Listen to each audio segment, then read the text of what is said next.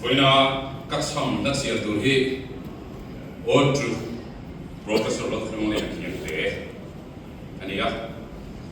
ako pihi ka simlowa maro chu nakina kan chief minister song takin release tu so val dia kan sundule lungle kasi ka chumitlang kumna chuan ka mga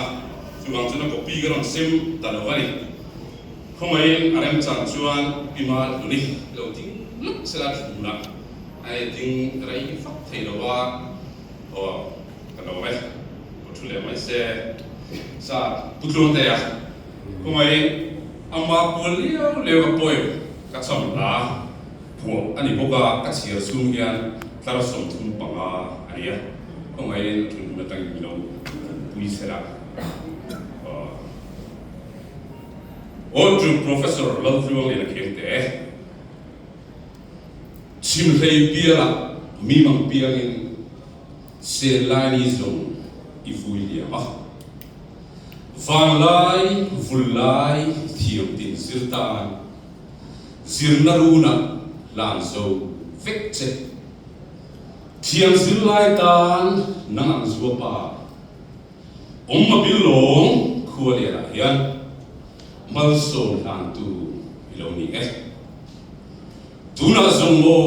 hayang tarin vanglai vulai alo chueta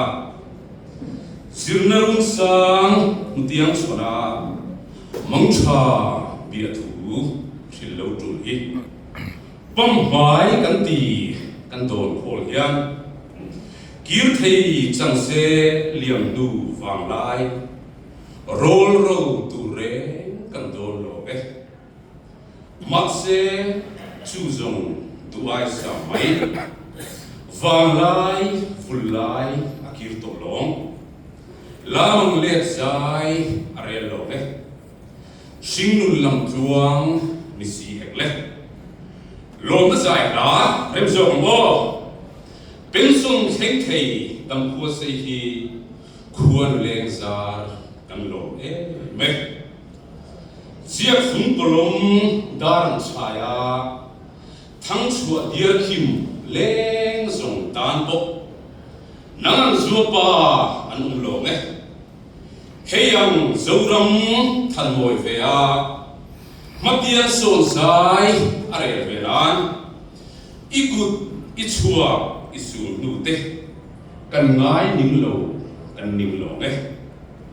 chung khuan leng hol him zela lai lian sang za in ngai la ngal phim dam phuah ruyang sei se tar kun khu bi dam thengata hual ro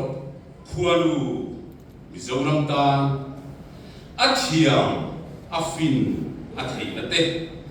zoram thanan mongze teksen kalome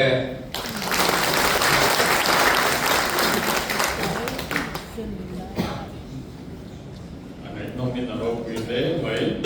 cái mà làm đâu cái nào biết tu nát xuân có một lông quy nát